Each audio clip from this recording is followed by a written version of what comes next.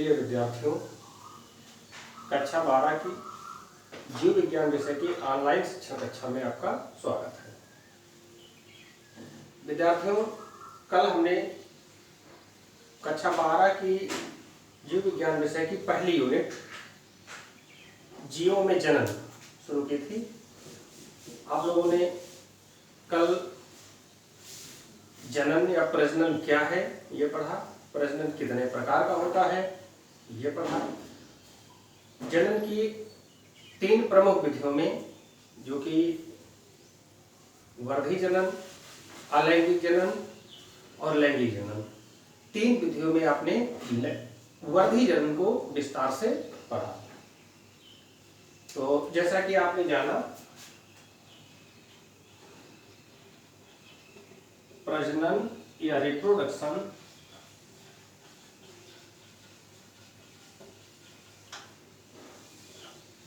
तीन प्रकार का,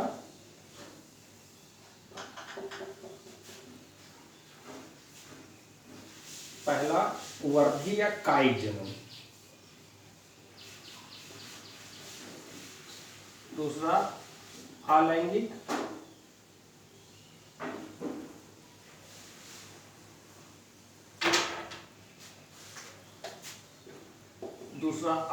जनन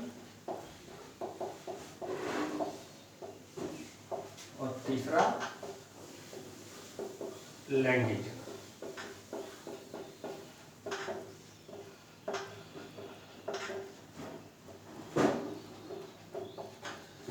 जिसमें से आपने वर्धी जनन या वेजिटेटिव रिप्रोडक्शन की विभिन्न विधियों को कल आपने पढ़ा। आज हम अलैंगिक जनन प्रारंभ कर रहे हैं। जैसा कि आपने जाना, वर्धी जनन में पौधे या किसी भी जीव के जिसमें वर्धी जनन होता है, उसके जीव शरीर के या जो कायिक भाग होते हैं, कायिक भाग से ही उसके किसी एक भाग से या पूरे उसके जीव शरीर से दूसरे नए जीव का या दूसरे संतत जीव का विकास हो जाता है, जिसे आप कायिक जनन कहते हैं। कायिक जनन के लिए विशेष संरचनाओं के बनने की आवश्यकता नहीं होती है और ना तो इसमें कॉम्पिटेबल स्ट्रेन्स के सदस्यों की जरूरत होती है। अब जो अलैंगिक जनन या एसेक्सुअल रिप्रोडक्शन होता है,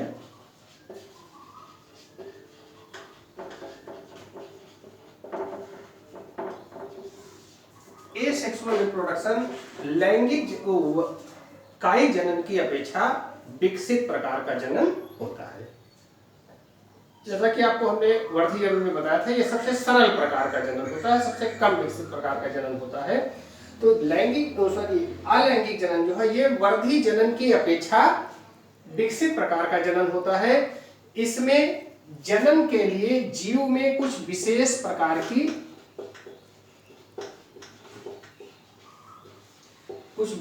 प्रकार की संरचनाएं बनती हैं।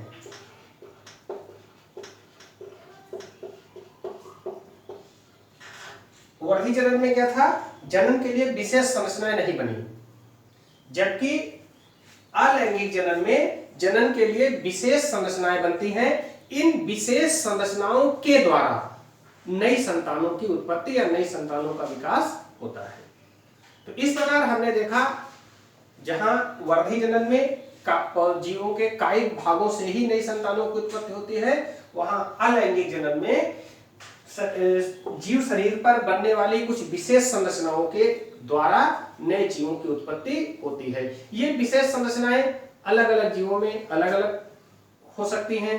इन्हें मुख्यतः बीजाणु, और उन बीजाणुओं में भी कई प्रकार के बीजाणु होते हैं, वो इन जो संरचनाएं बनती हैं, यही अगली पीढ़ी में नई संतानों को जन्म देती हैं। अब ये तो निश्चित हो गया कि इसमें विशेष संरचनाएं अलैंगिक जनन में बनती हैं, लेकिन यहाँ जो अलैंगिक जनन है, अलैंगिक जनन में 2 कॉम्पिटेबल स्ट्रेन्स की जरूरत रिप्रोडक्शन के लिए नहीं होती है। कॉम्पिटेबल स्ट्रेन्स का आशय यह है कि जैसे आपने उच्च वर्गीय जंतुओं और पौधों में सुना कि इसमें 2 कॉम्पिटेबल स्ट्रेन्स पाए जाते हैं, जिनको हम कॉम्पिटेटिवली मेल और फीमेल कहते हैं। अब ये मेल और फीमेल जो है, ये कॉम्पिटेबल स्ट्रेंस है, एक ही जीव जाति में दो जननांगों के आधार पर दो अलग अलग प्रकार के या दो भिन्न जननांगों वाले जीव पाए जाते हैं, उन्हें हम मेल या फीमेल कहते हैं। ये दोनों कॉम्पिटेबल स्ट्रेंस हैं तमाम सारे जीव जातियों में। नर और मादा एक ही जीव शरीर पर हो सकते हैं, नर और मादा जननांग, जबकि तमाम सारी जातियों में नर और मादा जननांग अलग अलग जीव शरीरों पर हो सकते हैं। आप इसका विवरण आगे आपको लैंगिक जनन में दिया जाएगा। तो ये जो जननांगों के आधार पर दो कॉम्पिटेबल स्ट्रेंस की जरूरत जो लैंगिक जनन में होती है, वो इस अलैंगिक जनन में कॉम्पिटेबल स्ट्रेंस की आवश्यकता नहीं होती है। अर्थात एक ही जीव के जीव शरीर पर ही ये विशेष संरचनाएं बन जाएंगी और उन्हें से नई संतानें बन जाएंगी। अब ये चाहे स्पोर्स बने, ये तो इस तरह हमने क्या देखा, जो अलैंगिक जनन है, अलैंगिक जनन वर्धी जनन से ज्यादा विकसित है परंतु लैंगिक जनन से कम विकसित है। इसमें जनन के लिए जीव शरीर पर, एक ही जीव शरीर पर, यहाँ मेल और फीमेल या दो कॉम्पिटेबल स्ट्रेंस को डिफरेंशिएट करने की व्यवस्था नहीं है। एक ही जीव शरीर के शरीर पर विशेष प्रकार की संरचनाएं बनेंगी जो केवल जनन काल के दौरान ही बनती हैं, और ये विशेष संरचनाएं नए जीवों को जन्म देंगी और उससे फिर इनकी संतति आगे बढ़ती रहेगी। ये देखा गया कि इस अलैंगिक जनन के दौरान ना तो युग्मक जनन होता है,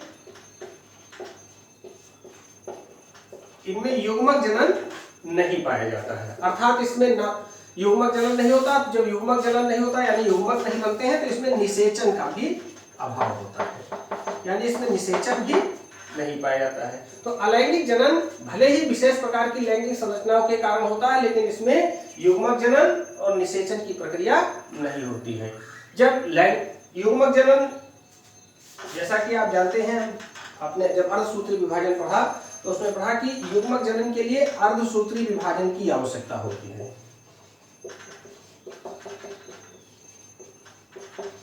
युग्मक जनन के लिए अर्धसूत्री विभाजन या मियोसिस की जरूरत होती है।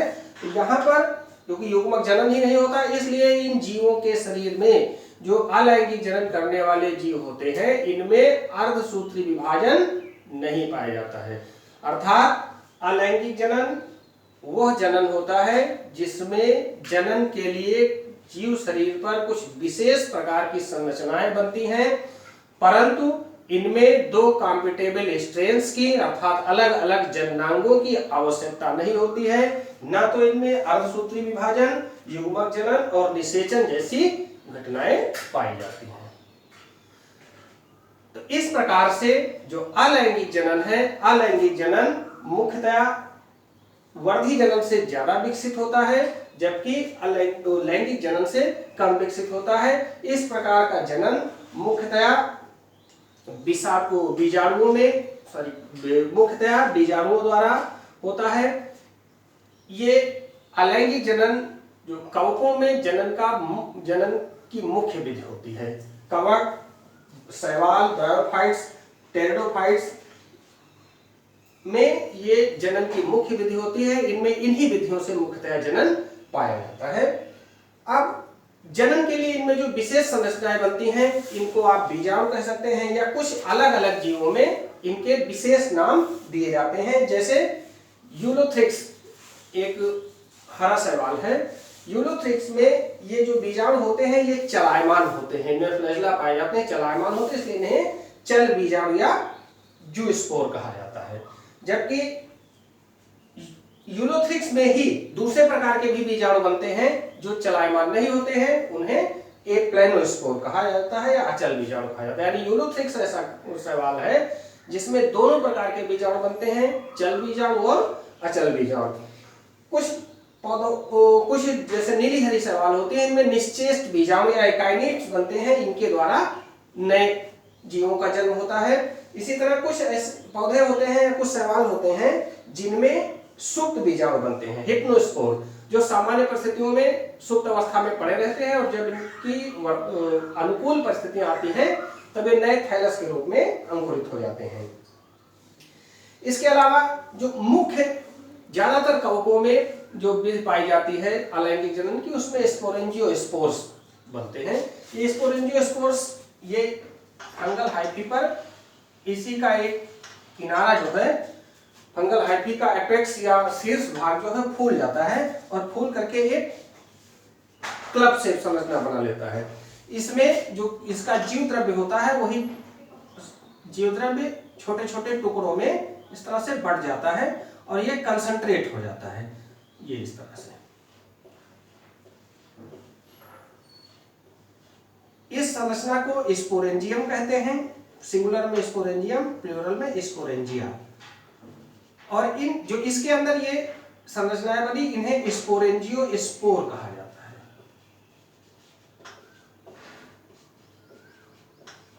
इन्हें स्पोरेंजियोस्पोर्स कहते हैं। यही स्पोरेंजियोस्पोर्स, यही स्पोरेंजियल वॉल टूटती है जब मैच्योर होती है, ये स्पोरेंजियोस्पोर जमीन पर गिरते हैं और फिर यही वाटर एब्जॉर्ब करके ये इनमें जर्मिनेशन होता है।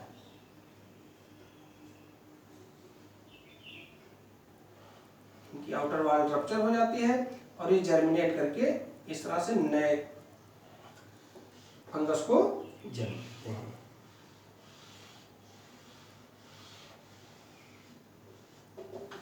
ये इनमें ये स्पोरेंजियोस्पोर अधिकांश कवकों में इस प्रकार के स्पोरेंजियोस्पोर्स के द्वारा जनन पाया जाता है।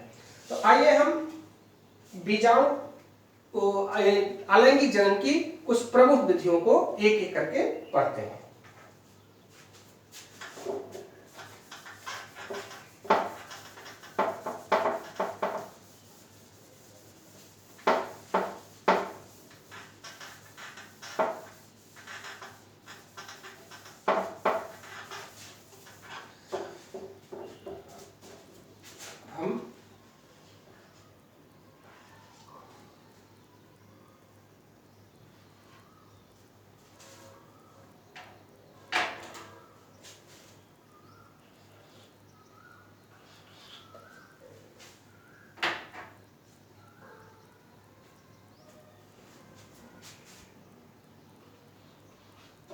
अलैंगिक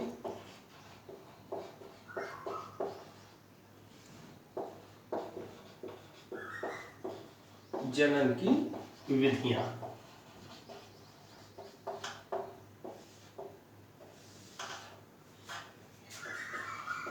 मेथड्स ऑफ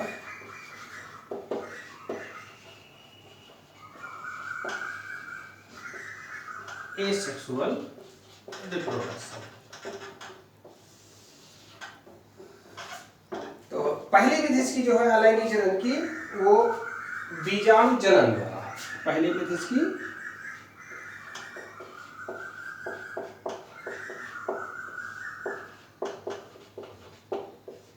बीजाणु जनन द्वारा, अलैंगिक जनन बीजाणु जनन द्वारा। इसे बाई स्पोर फॉर्मेशन,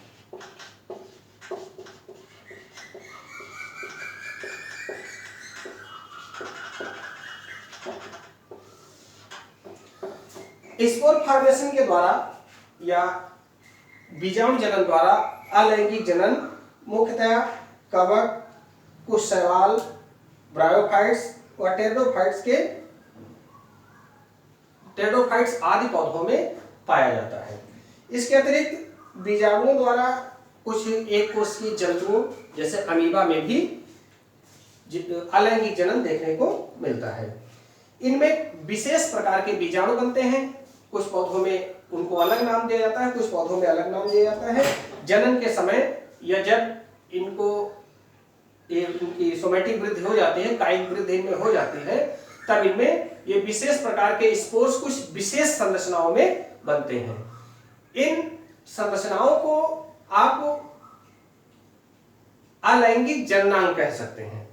यानी इनमें मेल और फीमेल का डिफरेंशिएशन नहीं है, लेकिन ये है जननांगी, क्योंकि जनन के लिए ही है, जनन के समय ही ये संरचनाएं बनी हैं। तो इन विशेष प्रकार की संरचनाओं का विकास होता है जिनमें ये विशेष प्रकार के स्पोर्स या बीजाणु बनते हैं और इन्हीं स्पोर्स के द्वारा जब ये जमीन पर गिरते हैं या आधार पर अपने गिरते हैं और उस आधार से पोषण और जल को अवशोषित करके जब इनकी अनुकूल परिस्थिति आती है तब इनकी स्पोर वाल टूटती है और स्पोर वाल टूट करके इनके अंदर का जो कोशा द्रव्य जीव द्रव्य होता है वो अंकुरित होकर के एक नए जीव के रूप में विकसित हो जाता है।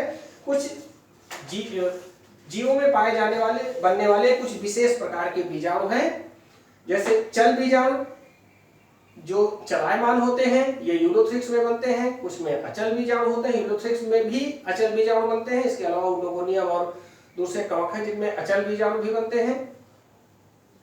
कुछ नीली हरी शैवाल में निश्चेष्ट बीजाणु बनते हैं। निश्चेष्ट का मतलब जो ऐसे पड़े रहते हैं जिनमें लगता है जीवित होंगे ही नहीं, लेकिन बाद में जब उनकी अनुकूल परिस्थितियां आती हैं, एकाइनिड्स जिन्हें कहा जाता है, जब अनुकूल परिस्थिति आती है तो ये एकाइनिड्स नए थैलस के रूप में अंकुरित हो जाते हैं। कुछ पौधों में, कुछ कवकों में सुप्त बीजाणु या हिप्नोस्पोर बनते हैं जो एकदम निष्क्रिय अवस्था में पड़े रहते हैं। जब इनकी अनुकूल परिस्थिति आती है तब वो अंकुरित होकर के नए पौधों को जन्म देते हैं। इसके अलावा जो तमाम सारे पौधों में स्पोरेंजियोस्पोर्स बनते हैं, जिसका भी हमने आपको इसके पहले विवरण दिया, जो मुख्यतः आपके टेरिडोफाइट्स हैं, ब्रायोफाइट्स हैं और कवक हैं। जैसे कवकों में राइजोपस और म्यूकर, जो ब्रेड मोल्ड होता है, ब्रेड मोल्ड का ही अभी उदाहरण आपको हम बताए थे, जिसमें स्पोरेंजियोस्पोर्स कैसे बनते हैं और इस तरह से ये स्पोर्स बन करके जब स्पोरेंजियल वाल टूटती है तब ये तमाम सारे स्पोर्स बिखर जाते हैं। कुछ स्पोर्स नमी के कारण स्कैटर्ड होते हैं, बिखरते हैं। कुछ स्पोर्स हवा में बिखर जाते हैं और कुछ जमीन पर गिर के नए पौधों के रूप में अंकुरित होकर के नए थैलस का निर्माण करते हैं। तो ये तो पहली विधि हो गई आपकी बाय स्पोर फॉर्मेशन। अब दूसरी विधि है जेमा द्वारा, जेमा निर्माण।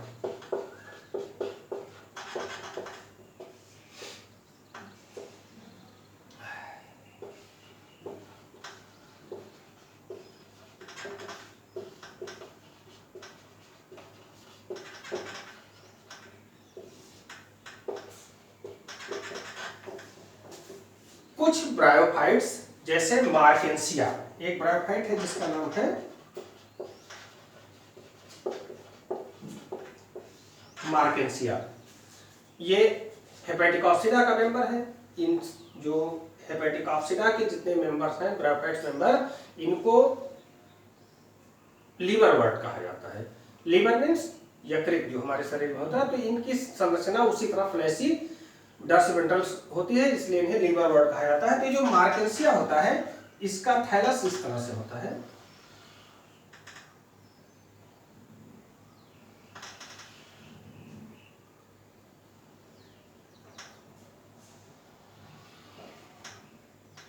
इस पर नीचे की तरफ राइजोइड्स लगे रहते हैं और इसके डार्सल साइड पर, ये जो थैलस है, थैलस का डार्सल साइड ये इसमें मिड लाइन होती है और इसी मिड लाइन पर छोटी छोटी कप जैसी संरचनाएं ऐसे बन जाती हैं।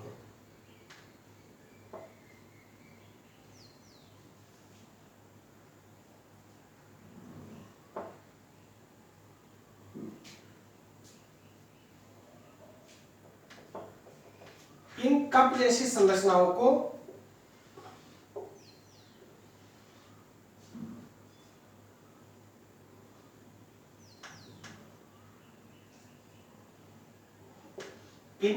संरचनाओं को ही जेमा कप कहते हैं। ये जो जेमा कप बनते हैं, इन जेमा कप में इस तरह से ये इसमें ऐसे लगी ये संरचना पाई जाती है। ये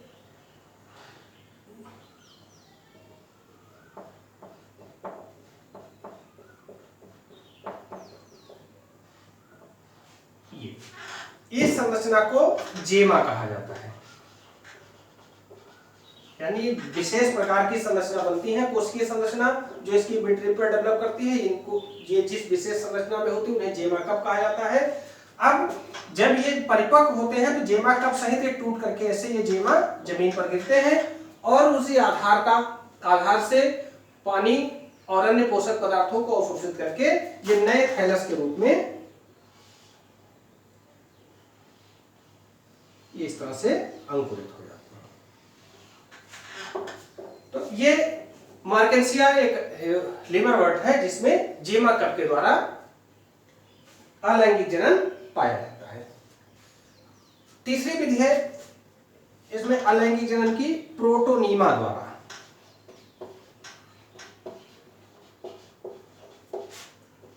प्रोटोनीमा द्वारा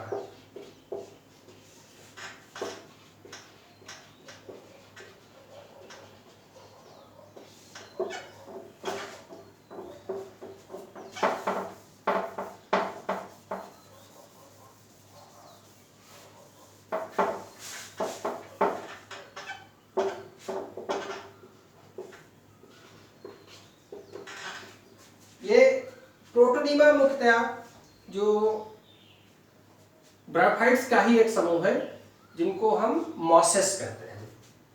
मॉसेस या मसाई इस वर्ग का नाम है। तो इस मॉसेस के जो फर्न जिसके अंतर्गत आता है, फर्न में रिप्रोडक्शन चक्र में ही, जनन चक्र में एक थाइलस बनने से पहले एक प्री संरचना बनती है जिसे प्रोटोनीमा कहते हैं। प्रोटोनीमा मुख्यतया सूत्रीय ब्रांच स्ट्रक्चर होती है। तो ये जब प्रोटोनीमा बनता है तो उसी प्रोटोनीमा में विखंडन या उसमें कलिकाएं निकलने के कारण नई पीढ़ी में या नए संतानों की उत्पत्ति होती है। तो इस प्रकार के जनन को हम कहते हैं प्रोटोनीमा द्वारा जनन। ये मुख्यतया प्रोटोनीमा द्वारा अलैंगिक जनन मुख्यतया मॉसेस में पाया जाता है। फिर चौथी विधि है अलैंगिक जनन की कोनिडिया निर्माण।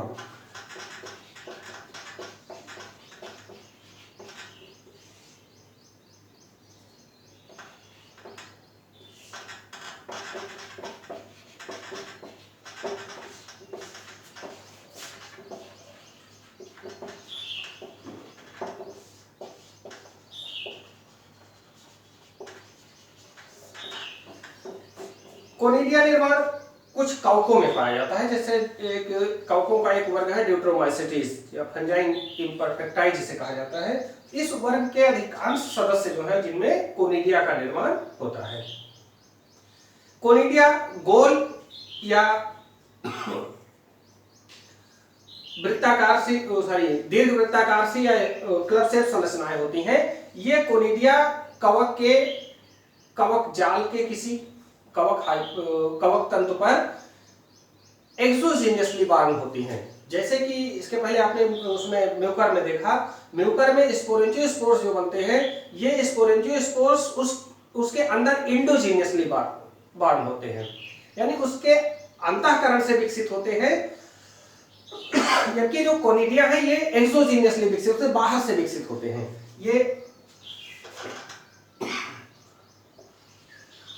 ये कवक सूत्र है और इसके ऊपर से ऐसे ये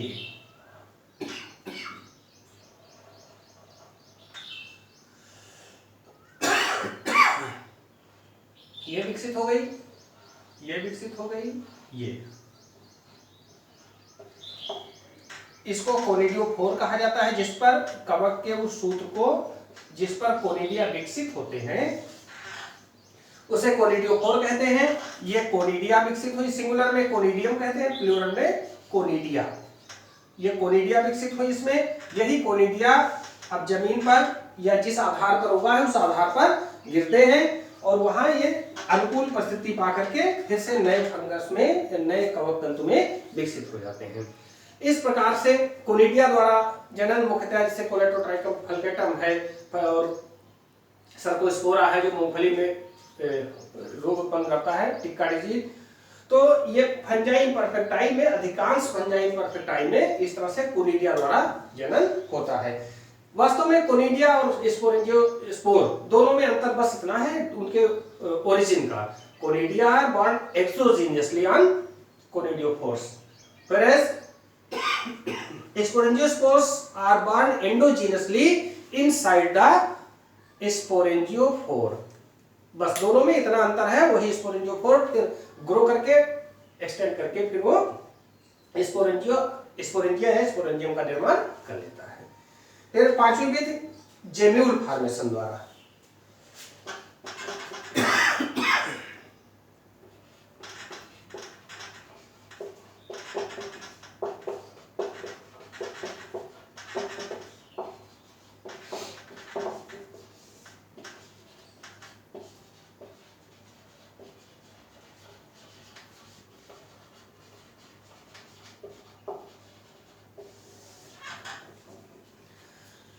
जम्यूल विशेष प्रकार की जीवद्रव्यीय संरचनाएं होती हैं जो मुख्यतया स्पंजों में बनती हैं। स्पंज, पॉलीपेरा संघ के सदस्यों को स्पंज कहा जाता है, आप लोगों ने पिछले साल पढ़ा। तो जितने भी स्पंजेस होते हैं ये स्पंजेस का मुख्य लक्षण है, इनमें इनके शरीर के कायिक भाग में ही किसी भाग पर या अंदर की तरफ शरीर में अंदर या शरीर की किसी ऊपर बाह्य रूप में छोटी छोटी कलिकाओं जैसी संरचनाओं का विकास होता है और यही कलिकाएं जो हैं मात्र जीव से पृथक हो जाती हैं, उनसे अलग होकर के और नए स्पंज के रूप में विकसित हो जाती हैं। तो इस तरह से मुख्यतया कवकों में जम्यूल निर्माण द्वारा अलैंगिक जनन पाया जाता है। अगली विधि है अलैंगिक जनन की बाई पेरिनेटिंग बॉडीज।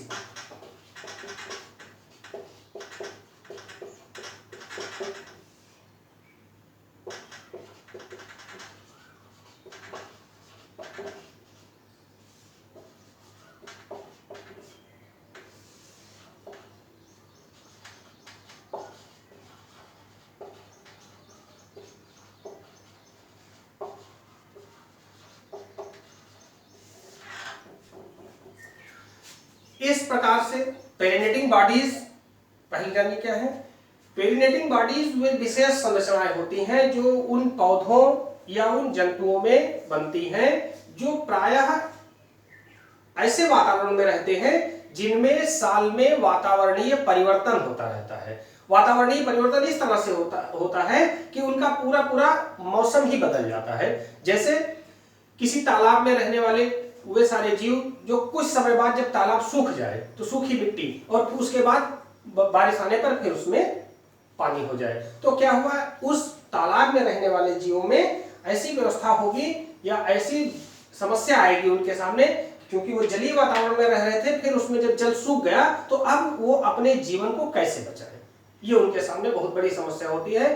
तो ऐसी परिस्थितियों में प्राय ऐसे वातावरणों में जहां पर साल में 2-3 बार पूर्णतया वातावरणीय परिवर्तन हो जाता है, इनमें जीवों में या पौधों में कुछ विशेष प्रकार की संरचनाएं बन जाती हैं जब वातावरणीय परिवर्तन होने लगता है, और वे विशेष संरचनाएं जो होती हैं वे सुप्त अवस्था में पड़ी रहती हैं।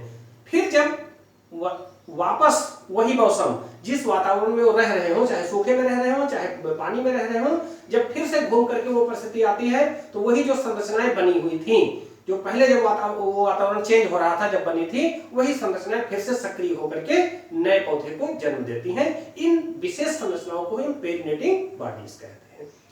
एक उदाहरण हम आपको दे रहे हैं। आप लोगों ने देखा होगा तालाब में जब बारिश होती है तो उसमें पानी भरता है तो उसमें कमल और कुमुदनी, इनके पत्तियां अंकुरित होकर के इनकी पत्तियां आप ऊपर पानी पर आपको दिखने लगती हैं, जल सतह पर तैरती हुई पत्तियां इनकी आपको दिखने लगती हैं। जबकि इसके पहले जब बारिश नहीं हुई थी, वो तालाब सूख गया था, तब उसमें ये पौधे नहीं थे।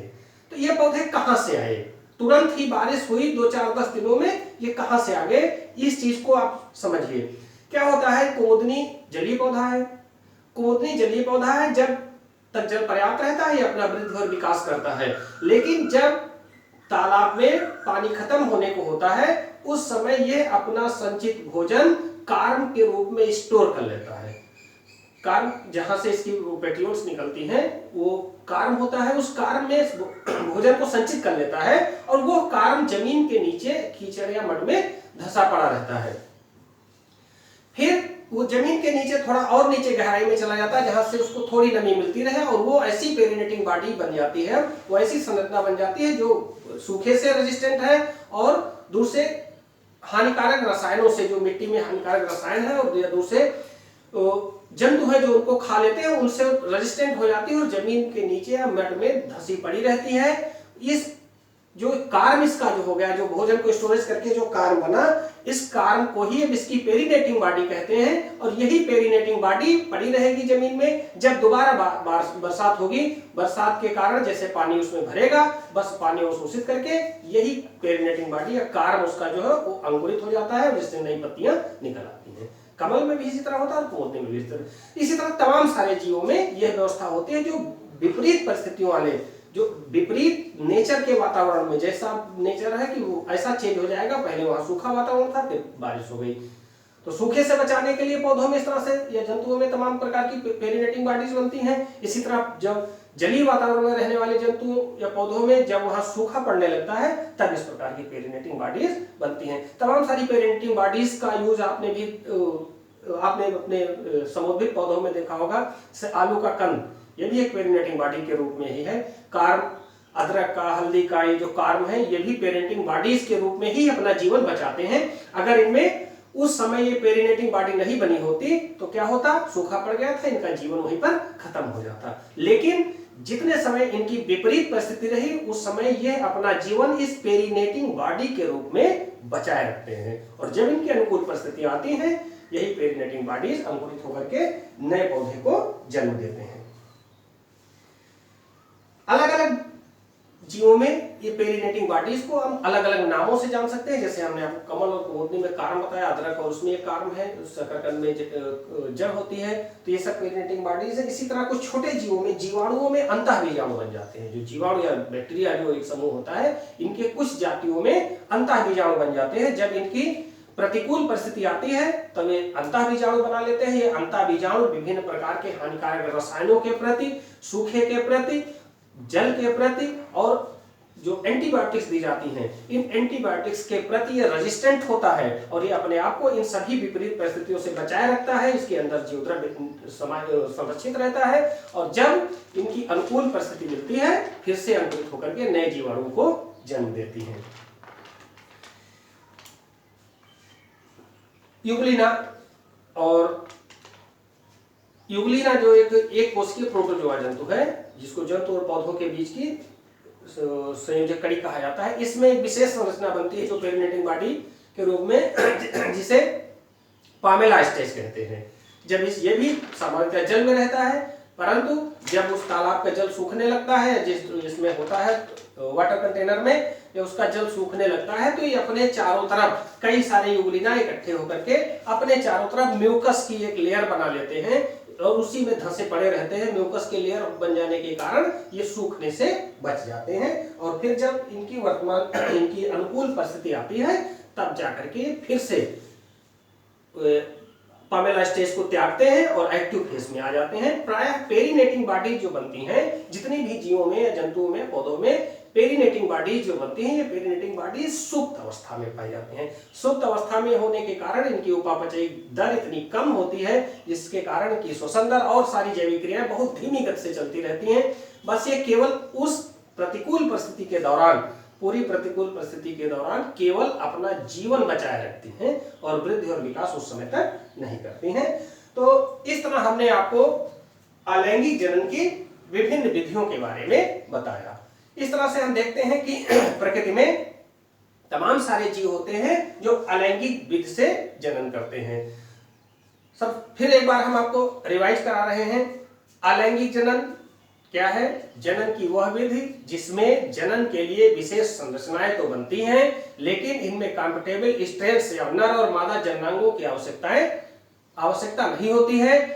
ना तो इनमें युग्मक जनन, अर्धसूत्री विभाजन और निषेचन की घटना पाई जाती है।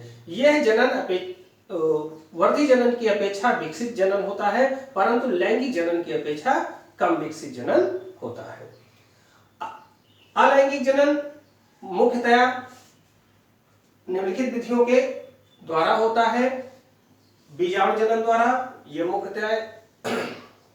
बीजाणु जनन मुख्यतया कवकों में जैसे म्यूकर, राइजोपस और ब्रायोफाइट्स में, टेरिडोफाइट्स आदि में होता है। जेमा निर्माण जनन की, अलैंगिक जनन की दूसरी विधि। जेमा निर्माण मुख्यतया मार्केंसिया नामक लीवरवर्ट में होता है। इसमें जेमा नामक संरचनाएं बनती हैं जो जेमा कप में संरक्षित रहती है और यही परिपक्व होकर के आधार पर गिर करके अंकुरित होकर नया थैलस बनाती हैं। दूसरा प्रोटोनीमा द्वारा। प्रोटोनीमा द्वारा जनन ब्रायोफाइट्स के ही एक वर्ग मसाई या मॉसिस में होता है। इनमें थैलस निर्माण से पहले जो फर्म प्रोटोनीमा बनता है उस प्रोटोनीमा से या तो फ्रेगमेंटेशन द्वारा या कलिका निर्माण द्वारा नए ब्रायोफाइट्स या नए पौधों का निर्माण होता है। फिर कुछ में कवकों में, मुख्यतः फंजाई इम्परफेक्टाई में कोनिडिया निर्माण द्वारा अलैंगिक जनन होता है। कोनिडिया विशेष प्रकार की गोल या क्लब शेप या अंडाकार संरचनाएं होती हैं जो एक्सोजीनियसली कवक तंतुओं पर विकसित होती हैं। ये कवक तंतु से जब परिपक्व होती है तो डीअटैच होकर के अपने आधार पर गिर करके नए थैलस के रूप में विकसित हो जाती हैं। फिर अलैंगिक जनन की अगली विधि जेम्यूल निर्माण द्वारा, यह मुख्यतः स्पंजों में पाई जाती है। ये स्पंजों में कलिकाओं के रूप में विकसित होते हैं और कलिकाओं के रूप में विकसित होकर के अपने मातृ जीव से अलग होकर नए जीव को जन्म देती हैं। और फिर छठी विधि या अंतिम विधि अलैंगिक जनन की पेरिनेटिंग बॉडीज के निर्माण के द्वारा। पेरिनेटिंग बॉडीज वे विशेष संरचनाएं होती हैं जो जीवधारी की विपरीत परिस्थिति या विपरीत वातावरणीय परिस्थिति के दौरान बनती हैं। इन विपरीत परिस्थितियों में ये अपने जीव द्रव्य को या अपने भोजन को संचित करके कुछ विशेष संरचनाओं में जमा कर लेती हैं और इन संरचनाओं के ऊपर प्रायः कुछ ऐसे पदार्थों का जमाव कर लेती हैं, ऐसे पदार्थों का संचय कर लेती है जिसके कारण ये उस वातावरण के, विपरीत वातावरण के हानिकारक दुष्प्रभावों से बच सके और उसी अवस्था में, सुप्त अवस्था में पड़े रहते हैं। जब फिर लौट करके इनके अनुकूल परिस्थितियां आती हैं तब ये फिर से अंकुरित होकर के ही पेरिनेटिंग बॉडीज पुनः अंकुरित होकर के नए जीव को जन्म देती हैं। वास्तव में पेरिनेटिंग बॉडीज के निर्माण द्वारा अलैंगिक जनन नहीं है, बल्कि उस जीव के अस्तित्व को बचाए रखने का एक तरीका है। जब परिस्थितियां प्रतिकूल होती हैं तब उस जीव को उस अस्तित्व, अपने अस्तित्व में बचाए रखने में सहायता करती हैं। इसका उदाहरण हमने आपको बताया, कुमुदनी और कमल में आप देख सकते हैं। कुछ अन्य पौधों में भी, जैसे यूग्लिना में पामेला स्टेज है, अदरक, हल्दी, ये सब पौधे हैं जिनमें कार्म बन जाते हैं जो अभी तमाम दिन स्टोर रखने के बाद जब अनुकूल परिस्थिति आती है तो जमीन में फिर से अंकुरित होकर के नए पौधों को जन्म देते हैं। तो इस तरह से बच्चों हमने आज आपको अलैंगिक जनन और उसकी विधियों के बारे में पढ़ाया। अगले दिन हम आपको अब लैंगिक जनन और लैंगिक जनन की प्रक्रिया, लैंगिक जनन के का प्रकार, मोड ऑफ सेक्सुअल रिप्रोडक्शन पढ़ाएंगे। उसमें कौन कौन से अनुक्रमिक चरण होते हैं ये पढ़ाएंगे। बच्चों, जैसा कि आप जानते हैं कोविड महामारी बहुत तेजी से फैली हुई है, अतः आप लोग घर पर रहें। कोविड नियमों के कारण जो दी गई गाइडलाइन है उस गाइडलाइन का पालन करें, स्वस्थ रहें, सुरक्षित रहें।